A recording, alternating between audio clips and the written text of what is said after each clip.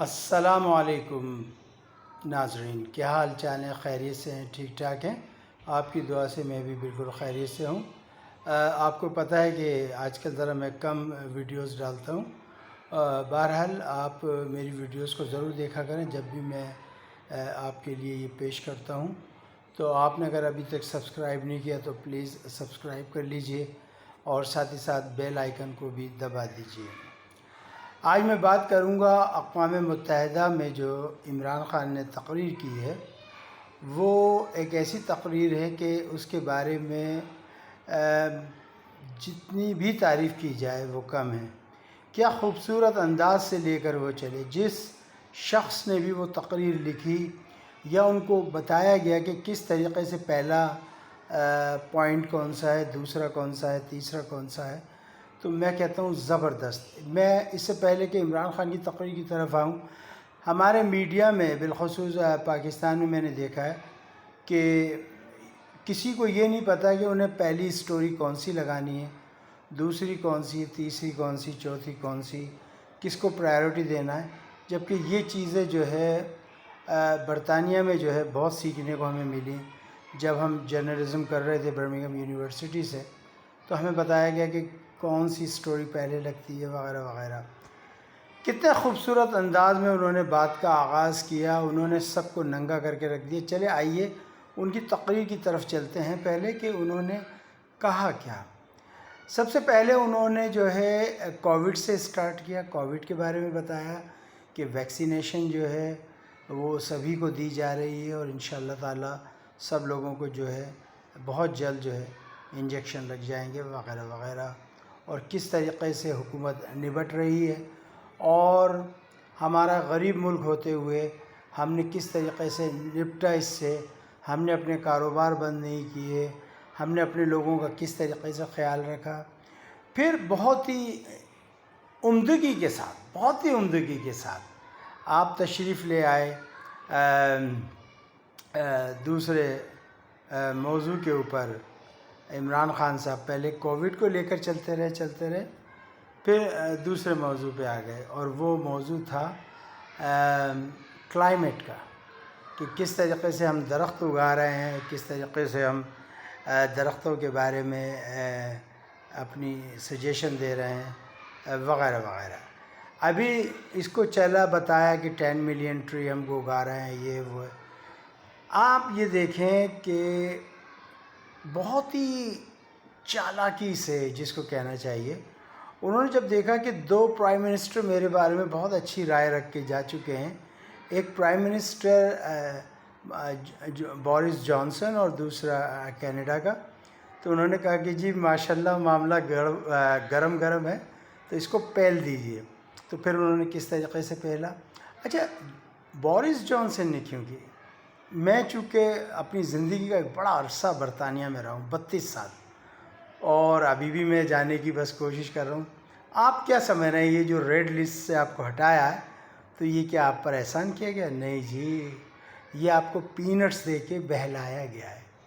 چونکہ آپ کو پتہ ہے کہ آپ 12 جنگی جہاز بیچ رہے ہیں ارجنٹائن کو، اور برطانیہ کسی بھی قیمت پر یہ برداشت نہیں کرے گا کہ آپ ارجنٹائن کو جو ہے وہ طیارے بیچیں۔ ایک تو یہ ہو گیا۔ دوسرا، یونائٹڈ نیشن میں آ کے بورس جانسن کا عمران خان کے بارے میں کہنا، تو مطلب یہ کہ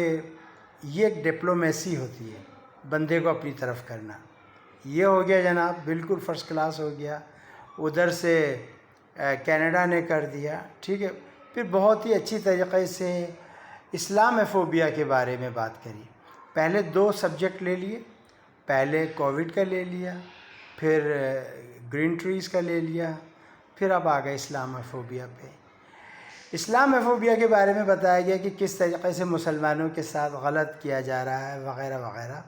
اور بہت اچھی طریقے سے انہوں نے مینشن کیا کہ بھئی آپ ایسا نہ کریں، بلکہ ایک بین الاقوامی طور پر جو ہے اس کا مناظرہ کروایا جائے، بات چیت کروائی جائے، ڈائیلاگز کیے جائیں، تاکہ پتہ لگے کہ کیا واقعی اسلام میں یہ خرابیاں ہیں، اسلام اتنا ہی برا ہے وغیرہ وغیرہ۔ چلیں جی، وہاں سے ہم چلتے ہیں اسلام فوبیا سے۔ پھر آ جاتی ہے بات کشمیر کی۔ یہ ایسی بات تھی جو کہ ایک دشمن ملک پاکستان کا اس کی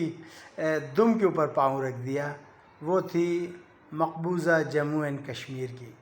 جس کے اوپر 74 سال سے ہندوستان نے ناجائز قبضہ کیا ہوا ہے. میں تو یہ سمجھ رہا تھا کہ شاید اسی کے ساتھ ساتھ عمران خان جو ہے جوناگڑھ کا کیس بھی اٹھائیں یونائٹڈ نیشن میں، لیکن میں نے کہا نہیں، اگر یہ ٹو مچ ہو گیا تو پھر نہ ادھر کے رہیں گے نہ ادھر کے، پہلے ایک ایک کر کے ایک ایک پلیٹ میں ایک ایک ڈش کھا لیں، اس کے بعد دیکھیں گے. تو کشمیر کا جس بہترین انداز سے پیش کیا ہے، اسپیشلی علی گیلانی صاحب کے بارے میں، کہ ان کی جو باڈی تھی وہ نہیں دی گئی، اس کا مسلم فیونرل نہیں کیا گیا وغیرہ وغیرہ، اور ان کو شہدائے قبرستان میں دفنایا جائے. میرے خیال میں یہ کشمیریوں کی دل کی آواز تھی، اور ایز اے کشمیری ایمبیسیڈر جس عمدہ طریقے سے عمران خان نے یونائٹڈ نیشن میں کشمیر کا مسئلہ پیش کیا، میرے خیال میں اس سے بہتر نہیں کیا جا سکتا تھا. پھر بتایا گیا کس طریقے سے 9 لاکھ فوج ان کی کشمیر میں پڑی ہے، انہوں نے وہاں کے لوگوں کا جینا حرام کر دیا ہے. وہاں کی عوام جو ہے وہ چاہتی ہے کہ ہم پاکستان کے ساتھ جائیں، اور یہ زبردستی قبضہ کیے بیٹھے ہیں. جوان جوان بچوں کو گولیوں سے مار رہے ہیں. بہت ہی عمدہ طریقے سے عمران خان صاحب نے اس کیس کو پیش کیا، بہت ہی بریلینٹ طریقے سے. میں کہتا ہوں ان کو سلوٹ پیش کرنا چاہیے عمران خان صاحب کو. بات یہ ہے کہ چونکہ عمران خان جو اپنی تقریر میں کہتے ہیں کہ میں ان لوگوں میں رہا ہوں، مجھے ان کی سائیکی پتہ ہے، حقیقت بات یہ ہے کہ عمران خان کو سائیکی پتہ ہے. اور میں یہ سوچ رہا تھا کہیں ایسا نہ ہو کہ سب گڑمٹ ہو جائے، لیکن ماشاءاللہ بہت ہی عمدہ طریقے سے اس کو ڈیل کیا گیا.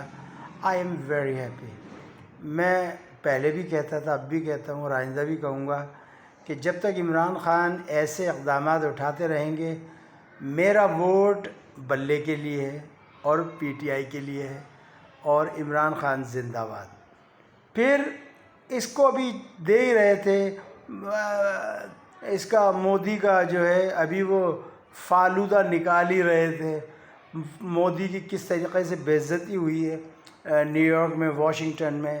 سکھوں نے جس طریقے سے جوتے مارے ہیں، جس طریقے سے بات کی ہے، اس کو جہاز سے نہیں اترنے دیا گیا.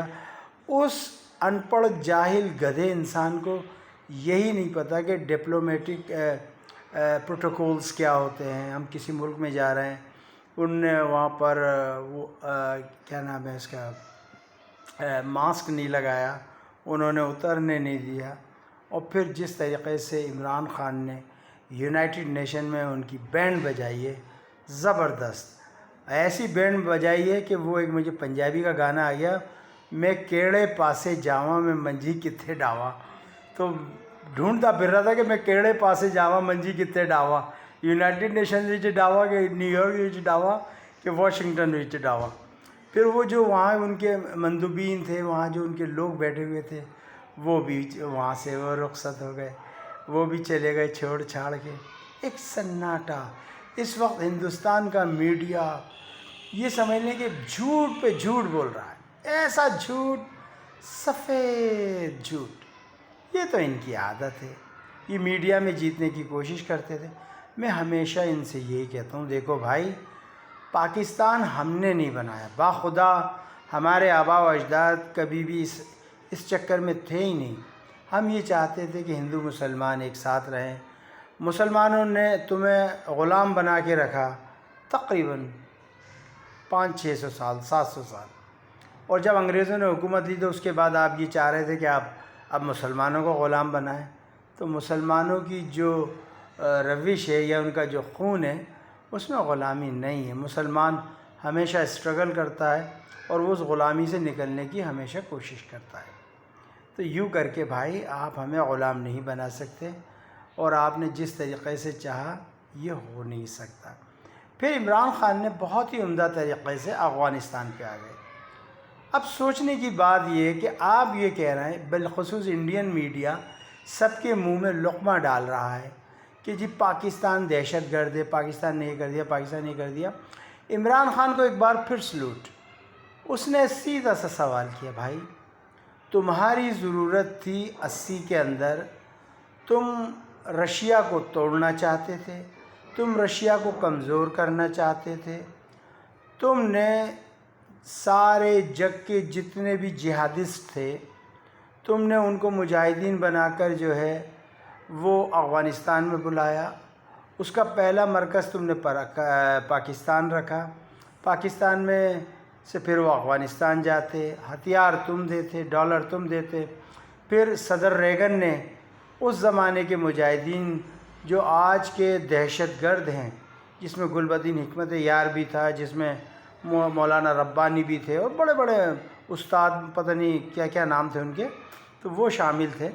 تو تم نے ان کو بلایا، یونائٹڈ نیشن میں ان کی خاطر تواضع کری اور آج وہ دہشت گرد ہو گئے۔ یعنی تمہارے نقطہ نگاہ سے اگر جو تمہارے مفادات کے خلاف کرے وہ دہشت گرد، اور جو تمہارے مفادات کے ساتھ ہے وہ تمہارا سجن، تو ایسا تو ہو نہیں سکتا۔ اب 80,000 سے لے کے 85,000 تک یہ ایک ایسٹیمیٹ ہے، لیکن عمران خان صاحب ہمیشہ 80,000 کہتے ہیں، میں کہتا ہوں 80 سے 85 تک ہمارے لوگوں نے شہادت قبول کی ہے صرف امریکہ کی وجہ سے۔ پھر اس کے بعد یہ اتنا بد اعتماد ہمارا اتحادی تھا امریکہ کہ ڈرون بھی ہمارے ہی فوجیوں پہ مارتا تھا، سلالہ چیک پوسٹ پہ ہمارے لوگوں کو مارتا تھا، گالیاں بھی ہمیں دے رہا ہے کہ جی تمہاری وجہ سے شکست ہو گئی۔ بھائی ہم تو غریب غربا لوگ ہیں، ہمارا کیا، ہم تو بھائی ایک سوئی بھی نہیں بنا سکتے، ہم تمہیں کیسے شکست دے سکتے ہیں؟ دنیا کی بہترین انٹیلیجنس CIA تمہارے ساتھ تھی، دنیا کی سب سے اچھی انٹیلیجنس را وہ آپ کے ساتھ تھی، موساد آپ کے ساتھ تھی، MI5 MI6 کہ پتہ نہیں کون کون سی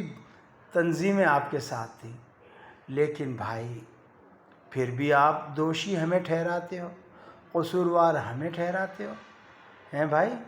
اگر ہم وفادار نہیں تو تو بھی تو دلدار نہیں، تم نے ہمارے بلوچستان کو توڑنے، مجھے اچھی طریقے سے یاد ہے جنرل معین، بنگلہ دیش کے جنرل معین جو شیخ حسینہ سے پہلے جو حکومت میں تھے، جنہوں نے کو کیا تھا اور شیخ ضیاء کا، مسز ضیاء کا تختہ الٹا تھا، جنرل معین میرے بڑے ہی عزیز دوست، میرے بڑے پیارے متر تھے۔ میں جنرل معین، ان کی بیگم، ان کی ایک سالی، بڑی سالی ان کی، ہم لوگ برمنگھم سے مانچسٹر جا رہے ہیں ایک رشتہ دار سے ملنے، وہ سلیٹ کے تھے ہمارے رشتہ دار۔ تو جنرل معین بہت عمدہ اردو بولتے تھے چونکہ وہ رسال پور سے پاسنگ آؤٹ پریڈ تھے، تو وہ مجھے کہنے لگے کہ مسٹر قریشی اب تمہارا بلوچستان تو گیا، یہ تو انہوں نے فیصلہ کر لیا، اور یہ میں آپ کو بتا رہا ہوں، اور میں نے پرویز مشرف کو بھی بتائی یہ بات کہ انہوں نے پلاننگ کر لی ہے، را نے، موساد نے، CIA نے، امریکہ نے، کہ بلوچستان کو کاٹیں گے، اس کی جتنی معدنیات ہیں سب لوٹیں گے، عیش کریں گے، ہٹو بچو اور کھاؤ پیو لیٹ جاؤ۔ تو میں چونکہ بڑا محب وطن تھا، ہوں، اور انشاءاللہ رہوں گا، میری آنکھوں میں آنسو آ گئے۔ میں نے کہا معین بھائی، ایسے ہی میں نے کہا معین بھائی، اس وطن کو میرے رب العزت نے اپنے ہاتھوں سے بنایا ہے، میرے رب نے بنایا ہے، اور انشاءاللہ تعالیٰ اس کا بال بھی باقا نہیں ہوگا۔ بنگلہ دیش کی ایک الگ بات تھی، لیکن انشاءاللہ تعالیٰ اس وقت یہ محفوظ ہاتھوں میں، جب تک تو ہمارے پاس نہ J-17 تھا نہ کچھ تھا۔ تو بہرحال یہ میں نے ان سے بات کہی۔ اب یہ کہتے ہیں کہ جی افغانستان میں جو ہمیں شکست ہوئی وہ پاکستان نے ہمارے ساتھ دھوکہ کیا۔ ابے بھائی پاکستان نے کہاں سے دھوکہ کر دیا؟ تمہیں اتنے سارے اڈے دیے ہوئے تھے، تم ہماری بندرگاہیں استعمال کر رہے تھے، ٹینک لا رہے، توپ لا رہے، لے جا رہے ہیں، لیکن ہاں یہ ہے کہ اب ہم تمہارا مزید اس خون خرابے میں، یہ جو بلڈ شیڈ مچایا ہوا تھا آپ نے، اس میں ہم آپ کا ساتھ نہیں دینا چاہتے، ہم تھک چکے ہیں۔ ہم بہت تھک گئے، ہمیں نیند آ رہی ہے، ہمیں سونے دیجیے، ہم تمہاری اس شرارت میں، اس لڑائی میں اب تمہارے ساتھ شریک جرم نہیں ہو سکتے، یہ جو جرم کر رہے ہو اس میں ہم شریک نہیں ہو سکتے، ہمیں معاف کرو بھائی، ہم بہت سیدھے سادے لوگ ہیں، بڑے غریب لوگ ہیں، اس ٹائم سن 47 میں ہم سے سب کچھ چھین لیا، ہم نے دے دیا، ہمارا مشرقی پنجاب کاٹ کاٹ کے نکال دیا تم نے، ہماری جوناگڑھ پہ قبضہ کر لیا، ہمارے کشمیر پہ قبضہ کر لیا، ہمارے بھوپال پہ قبضہ کر لیا، ہمارے رامپور پہ قبضہ کر لیا، جو نواب وہاں مسلمان تھے، نواب چھتاری تھا علی گڑھ کے اندر، وہاں قبضہ کر لیا، اب ہریانہ پہ قبضہ کر لیا، فیروز پور جو ہمارے علاقے میں آ رہا تھا اس پہ تم نے قبضہ کر، بھائی ہم تو بہت سیدھے سادے لوگ ہیں، غریب لوگ ہیں، تو ہمیں نہ چھیڑو، ہم کسی سے لڑنے والے نہیں ہیں، اور رہی یہ کہ اب ہم تجارت کرنا چاہتے ہیں، کچھ پیسے کمانا چاہتے ہیں، ہم سود خور بنیا تو ہیں نہیں بھائی، سود تو ہمارے مذہب میں حرام قرار دے دیا۔ تو عمران خان نے جس خوبصورتی کے ساتھ افغانستان کا نقشہ دنیا کے سامنے پیش کیا کہ اگر اس وقت آپ نے افغان لوگوں کا ساتھ نہیں دیا تو سمجھ لیں ایک کیوس کی طرف دنیا چلی جائے گی۔ افغان اور بالخصوص پشتون جو ہے وہ کبھی بھی اپنی سرزمین کے اوپر کسی بھی جارحے کو، کسی بھی غیر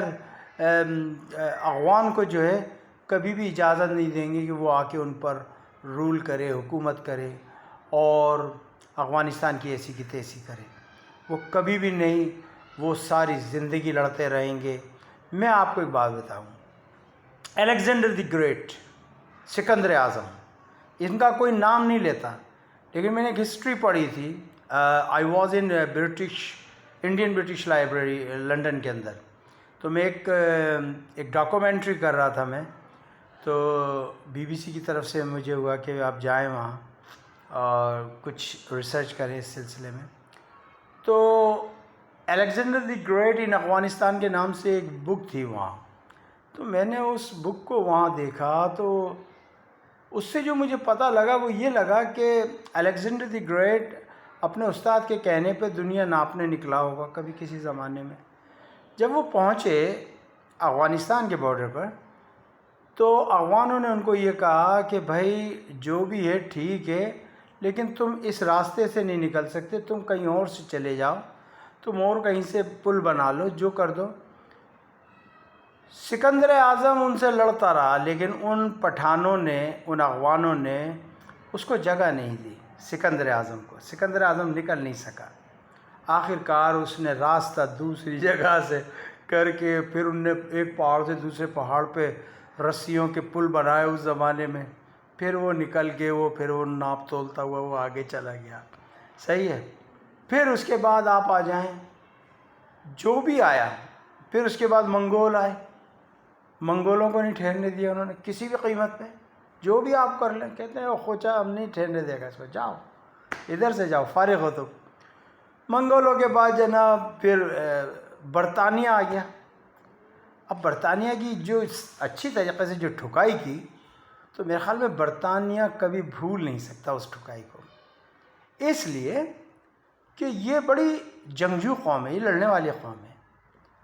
ایک تو آپ کو ان کے ہاں زنا کا ریشو سب سے کم ملے گا، اگر ایک بھائی مر جاتا ہے تو اس کی بیوی سے دوسرا چھوٹا بھائی نکاح فوراً کر لیتا ہے، اور پھر میں اس کے لیے تھوڑا سا مثال یہ دے دوں کہ یہ غریب نہیں ہوتے، یہ بڑے مالدار ہوتے ہیں۔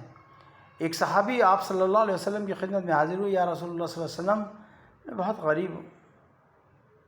میرا ذریعہ معاش نہیں، کچھ کام نہیں چلتا، آپ نے کہا شادی کر لو، شادی کر لی۔ پھر آئے کچھ دن بعد، یا اللہ کے رسول کچھ نہیں ہوا، آپ نے کہا پھر شادی کر لو، ایک اور کر لو۔ پھر یہی ہوا، پھر کہا شادی کر لو، پھر آئے، پھر کہ شادی کر لو۔ تو لوگ آج کل کے زمانے میں یہ کہیں گے بھائی ایک کو کھلانے کے لیے تو چار چار شادی کی، تو اس کی وجہ یہ تھی، اس کی حکمت عملی یہ تھی، میرے سرکار کو پتہ تھا کہ جو رزق آتا ہے، جو روزی آتی ہے، وہ جو ہے وہ عورت کے نصیب کی آتی ہے، اور جو بچے آتے ہیں، ہم نے جو سنا اپنے بزرگوں سے کہ وہ مرد کے نصیب کے آتے ہیں۔ تو میرا کہنے کا مقصد یہ ہے کہ یہ افغان لوگ یہ لگے رہیں گے، بکریاں پالتے ہیں، پہاڑوں پہ رہتے ہیں یہ پٹھان لوگ، اسی کا دودھ پئیں گے، وہیں ذبح کریں گے، کھائیں گے، یہ پیاز سے روٹی کھا لیں گے، اگر روٹی نہیں بھی ہے تو یہ جو بھوسی ٹکڑے ہوتے ہیں ان کو پانی میں بھگو کے کھا لیں گے، اللہ کا شکر ادا کریں گے۔ ان کو نہ مرغ مسلم چاہیے، نہ بکرے چاہیے، نہ انہیں ٹوسٹر چاہیے، یہ زمین پہ بیٹھ کے کھانا کھانے والے ہیں۔ تو پھر اس کے بعد آتا ہے رشیا، پھر رشیا کی دھنائی کرتے ہیں اچھی طریقے سے، دھنائی بھی کرتے ہیں جو دھنیا پہلے، اب تو پتہ نہیں دھنیا ہوتے نہیں، ہاں ابھی ہے میرے علاقے میں ایک دھنیا جو ابھی بھی رضائیاں دھنتا ہے، وہ دھنیا جو روئی ڈالتا ہے اور رضائی بناتا ہے، تو وہ اچھی طریقے جیسے دھنیا رضائی کو نہیں دھنتا، خوب مارتا ڈنڈے سے ٹپ ٹپ ٹپ ٹپ ٹپ ٹپ ٹپ، ایسے خوب ان کی دھنائی کی اور پھر دھلائی بھی کی، جو گندے ہو گئے تھے ان کو دھویا بھی اچھی طریقے سے، اور اس میں بہت سے رشین جو ہے مسلمان بھی ہو گئے، ان کی کہانیاں یوٹیوب پہ چلتی ہیں۔ پھر اس کے بعد اب وہ چلے گئے، اب دنیا میں ایک سپر پاور نے کلیم کر دیا، I am the super power in the world. کون ہے جی؟ امریکہ، یونائٹڈ اسٹیٹ آف امریکہ، ٹھیک ہے جی۔ انہوں نے دہشت گردی کا بہانہ بنا کے وہ چلے آئے۔ میں نے کہا نا کہ اگر کسی کی حکومت ختم کرنا ہو، کسی کا ملک توڑنا ہو، کسی کی امپائر کو گرانا ہو، تو اس کو پچکار کے میرے بچے یہ تو پاگل لوگ ہیں، اللہ کے افغانستان میں لے آؤ بس۔ جب وہ افغانستان میں آ جائیں، وہ کہتے ہیں کہ خالی بوٹ آ جائیں زمین کے اوپر، پھر دیکھیں پھر یہ کیسے دھلائی کرتے ہیں۔ تو بات یہ ہے کہ عمران خان نے صحیح کہا کہ اب آپ کا یہ فرض ہے پوری دنیا کا کہ ان کو اکیلا نہ چھوڑیں، اگر یہ بپھر گئے تو پھر غزوہ ہند بھی یاد رکھیے گا، اور پھر دجال کا زمانہ بھی یاد رکھیے گا، پھر یہ خراسان سے اٹھنے والا طوفان، میرے سرکار کی حدیث ہے کہ خراسان سے اٹھنے والا طوفان پھر پوری دنیا میں جس طریقے سے پھیلے گا پھر اس کو کوئی روک نہیں سکے گا، اور غزوہ ہند ڈن ہے، ڈن ڈن ڈن، انشاءاللہ کشمیر آزاد ہوگا، انشاءاللہ کشمیر آزاد ہوگا، انشاءاللہ کشمیر آزاد ہوگا، اور ہمارا دل، ہماری روح، ہمارا سب کچھ ہمارے کشمیری بھائیوں کے لیے انشاءاللہ۔ تو ان خراسانیوں کو نہ چھیڑو۔ اس وقت ایک ہمارے دوست ہیں، صحافی ہیں، وہ افغانستان سے رپورٹنگ کر رہے تھے، وہ کہہ رہے تھے کہ جو بڑے کھاتے پیتے لوگ تھے، شرفا لوگ، وہ بھیک مانگ رہے ہیں اس وقت روٹی نہیں ہے، اور میں اپنی پوری پاکستانی قوم اور اسپیشلی میں عمران خان سے یہ درخواست کروں گا کہ خدا را آپ ہنگامی بنیادوں پر جو ہے وہ اپنی قوم سے ٹیلی ویژن پہ، ریڈیو پہ آ کر اپیل کریں کہ ان کے لیے جو ہے سامان بھیجیں۔ آپ ویسے تو بہت چیریٹی کرتے ہیں، بہت کہتے ہیں کہ جی میں نے اتنا ملین روپیہ جمع کرا شوکت خانم کے لیے، اب ان بھائیوں کو آپ کی ضرورت ہے، ہماری ضرورت ہے، تو please please please please immediately ان لوگوں کے لیے جو ہے خوراک، ادویات جو بھی بھیج سکتے ہیں فوری طور پر بھیجیے۔ ان کی ایئر لائن کو صحیح کیجیے، ان کا جو ایئرپورٹ ہے اس کو چالو کیجیے، جو ان کے اور آمدنی کے امکانات ہیں ان کو کیجیے تاکہ ان کا سلسلہ ہو، اور فوراً سے پیشتر جتنے بھی ممالک جو کہ افغان طالبان کے ساتھ دماغ اپنا بنا چکے ہیں وہ ان کو قبول کریں، یونائٹڈ نیشن میں قبول کریں، امریکہ کو بھی کہیں، برطانیہ انشاءاللہ تعالیٰ قبول کر لے گا، جرمنی کر لے گا انشاءاللہ، اور اب فرانس، چونکہ برطانیہ فرانس امریکہ کی لگ گئی ہے تو میں آپ کو لکھ کر دیتا ہوں، میری آج بات لکھ لیجئے گا، فرانس قبول کر لے گا طالبان کی حکومت کو اگر ذرا سا بھی ہم نے فرانس پر محنت کی، اور 2-4 آرڈر اگر ہم نے سب مرینز کے فرانس کو دے دیے تو فرانس نیوکلیئر سبمرین ہمیں دے سکتا ہے، ایسی بات نہیں ہے۔ تو بہرحال میں یہی کہتا تھا کہ ستاروں سے آگے جہاں اور بھی ہیں، ابھی عشق کے امتحان اور بھی ہیں۔ مولانا حسرت موہانی کا ایک کلام ہے کہ انہوں نے کہا تھا ہندوستانیوں کے لیے کہ نہ گھبراؤ اے ہندوستانی مسلمانوں، تو خیر ہندوستانی مسلمان تو ہمارا دل جان سب کچھ ہیں، ہمارا خون ہے، ہمارے نبی کے کلمہ گو ہیں، لیکن اسپیشلی میں یہ کہتا ہوں کشمیریوں کے لیے کہ نہ گھبراؤ ایک کشمیری مسلمانوں، ابھی خدا کی شان باقی ہے، ابھی اسلام اور پاکستان زندہ ہے، ابھی قرآن باقی ہے۔ یہ کافر کیا سمجھتے ہیں جو اپنے ہی دل میں ہنستے ہیں؟ ابھی تو غزوہ ہند کا آخری میدان باقی ہے، ابھی تو طالبان باقی ہیں۔ مجھے اجازت دیجیے گا، اپنا خیال رکھیے گا۔ اگر میرا پروگرام پسند آئے تو پورا دیکھیے، شیئر کیجیے، زیادہ سے زیادہ لائک کیجیے اور زیادہ سے زیادہ کمنٹس کیجیے تاکہ میری حوصلہ افزائی ہو سکے۔ Bye bye.